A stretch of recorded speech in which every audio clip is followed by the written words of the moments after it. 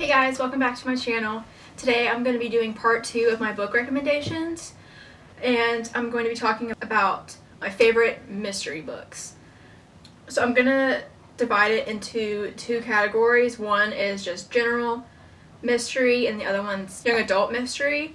So I'll do the general mystery first, starting with my favorite book of all time. And it's If We Were Villains by M.L. Rio. This is about Shakespearean actors. There's 7 of them. They are at this specific school for these type of actors, and they perform in plays. Obviously, they're in their 4th and final year, and a tragedy happens. One of the 7 actors winds up dead, and so it's kind of changed like the course of like their acting, their plays, their friend group, and they're trying to figure out who did it. Did any of the other actors do it? Because some of them did have problems, they might have been seen arguing about something because they all have such big personalities.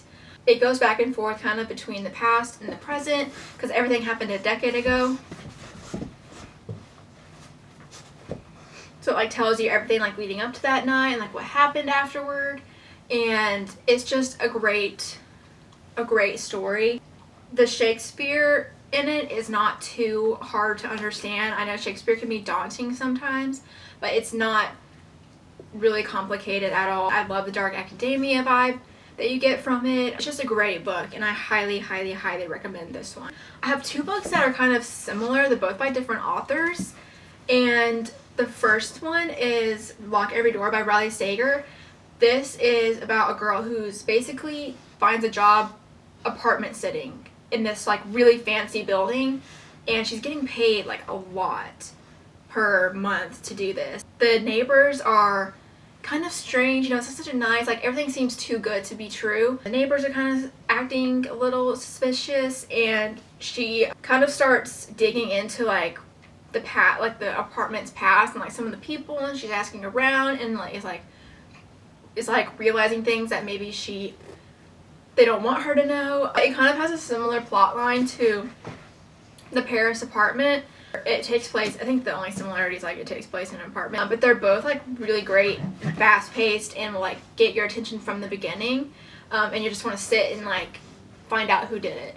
So those are great, really fast thrillers. I have The Appeal by Janice Hallett, I don't know how to say it, but this one is also about actors. It's a local theater group where while they're rehearsing for their next play, the director and his wife, who's the star of the play, get tragic news that their granddaughter has a rare form of cancer. Amidst all the rehearsals, they're trying to raise money to pay for all these expensive treatments, like new treatments for it. People in the cast are trying to raise money, but some people are kind of suspicious of the treatment and like whether it's legit or like if this diagnosis is real. There's tension within the group.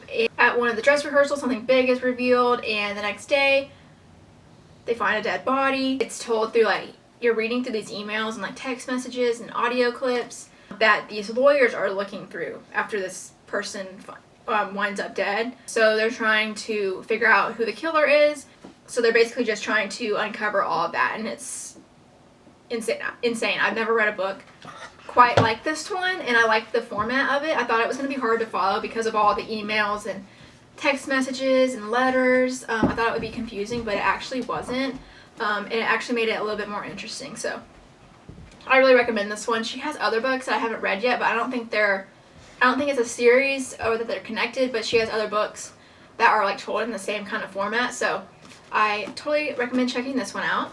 And then the last regular general mystery recommendation I have is Alex Michaelides. I'm not actually sure how to say his last name, but it's really great mysteries. They're fast-paced, short chapters.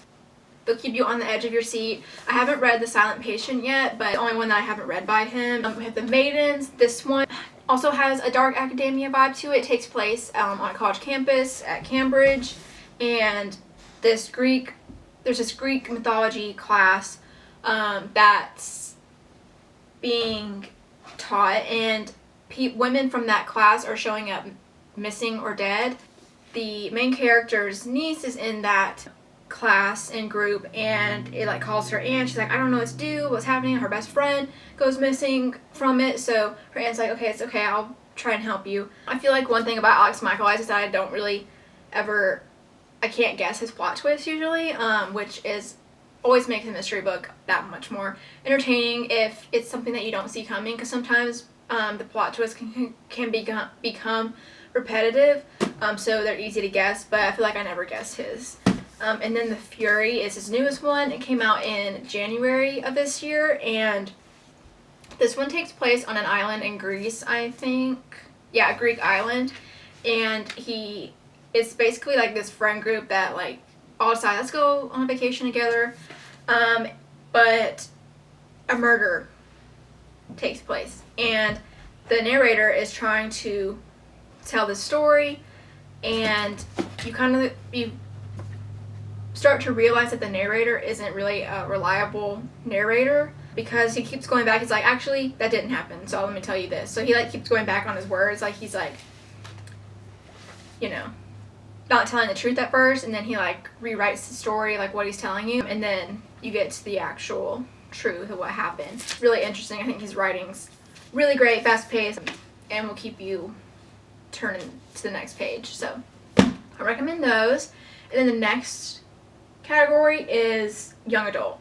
So I have this duology, which I don't really hear people talk about. I think it's because it's not really available, like you can't buy it in a bookstore in America, but I bought mine on Amazon, and it's the Magpie Society series by Zoe Sugg and Amy McCulloch. They co-wrote this book, the series together a couple of years ago. This one takes place in a boarding school where this student, she's from America, takes place in England, and there's something weird happening in this school. The school has a weird obsession with magpies. There's a superstition around them, and your roommate she becomes friends with. There's an incident over the summer before she got there that kind of has the school still unsettled, where like a really popular student was found dead. So they're still recovering from that, and there's still some weird things going on. They're getting weird messages that said, I know who killed Lola, who's the popular student that wound up dead, and basically a threat that like I'm gonna get someone next. So they're trying to uncover who killed Lola and who's a part of this Magpie Society that's trying to kill students. It ends on a cliffhanger, obviously, and then you go into the next one, which is the conclusion to this series, and it's called Two for Joy. And another student disappears, and they're left a clue, which is a card left by the Magpie Society that's doing these murders, and the police don't know what's going on. They're running out of time before this person is killed. So they find out more secrets that the school is hiding, and when you get to the plot twist at the end, you're like, oh shoot, I didn't see it coming. I think it's a really fun duology. I like the setting. I like the magpie element to it, and like the superstition and how it's incorporated into the series. I think it's really fun. So I would recommend this one. Then I have A Good Girl's Guide to Murder. This is a trilogy, I believe, and then there's a novella. I think that's all of the books in this series, but this centers around Pip, the main character, who chooses to, for her senior class project, she wants to investigate this murder that happened a couple of years ago at her high school, where a popular senior student was murdered by her boyfriend, who then killed himself. But she doesn't think that the boyfriend killed the student, so she wants to find out what actually happened.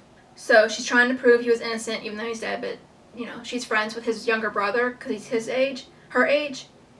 She starts to re-examine this case, even though it's been closed for a while, and she's starting to find new things and like uncover the secrets that the original murderer didn't want her to find, and she's getting threats like to just drop it. She has a podcast that she uses for part of her project that she's telling this story through, where she interviews people. She talks about her own findings, and I think that's a really interesting aspect to it. And then the second one takes place after the first one, where she's like, okay, I've done all my sleuthing, I'm gonna put it behind me and just have a normal year, but then something else happens where she's like, okay, the police aren't doing anything. She's like, I'm gonna pull out my detective cap and try and solve this new mystery. So I haven't read the third one yet, but I'm gonna try to get to it this year. But this is a great series, and also it's being turned into a TV series, I believe. I don't know what platform it's gonna be on, what streaming service it's gonna be on. Yeah, it's gonna be a TV show, so I can't wait to watch that when it comes out. The last young adult mystery recommendation I have is from Jennifer Lynn Barnes. I have 2 series from her. First, I have The Inheritance Games, which is technically a mystery. I mean, I'm pretty sure this qualifies as a mystery because there's the main girl, Avery. She's trying to get through high school, get a scholarship because she doesn't have enough money to go to college. She's super smart, but one day when a famous billionaire, Tobias Hawthorne, dies, he leaves her his fortune. And she's like, I don't even know who this man is. And he has 4 grandsons. And they're like, why is this random girl getting all of our grandfather's money and he didn't leave it to us? So he had like rules that she had to follow before she could acquire that money, like live in his house for a year with the grandsons. So she does that, so she's living with the 4 Hawthorne grandsons, and there kind of becomes a love triangle between her and two of the boys. One of them's convinced she's a con woman. The other one's like, she's a riddle. Our last a parting gift from our grandfather, because our grandfather used to give the boys riddles all the time that they had to solve. So like this is kind of like just one big puzzle and riddle that the grandsons and Avery are trying to figure out, and it's really interesting. And then you go into, there's a second and a third book, and then just still unraveling all these secrets. And then the Brothers Hawthorne came out last year, and this isn't a continuation really. It's more of a spin-off because the trilogy, the series concludes in the third book. Like, it's a trilogy. And then this one's more of a spin-off that follows Grayson and Jameson, and they kind of just have like two different storylines that you're following. It just seems more of like just like an extra book if you just want more of the characters to read. But she does set up I think it's going to be the last book, I'm not sure, in this Inheritance, the Hawthorne world called The Grandest Game. So she does set it up in this one. So if you want to read that one, then you should probably read this one. But don't go into it expecting a lot, because it's more of just like extra scenes, if you know what I mean. She has another series that I've read by her called The Naturals, and this is about like these teenagers. They're basically like child prodigies where they don't have supernatural abilities, but they each have something that makes them special. Like, one girl is really good with numbers and statistics, one's really good at fighting, one's really good at reading people, and the FBI basically recruits them to solve these cold cases because they're trying to like start this program. And the main character that the story follows, she has been trying to solve her mother's murder for a while, and so she's kind of using this opportunity to look into that as well. And she's like uncovering all these things, and there's a love triangle. It's a great series, really interesting. It kind of gives Criminal Minds vibes, so if you like that, then you would really enjoy this series.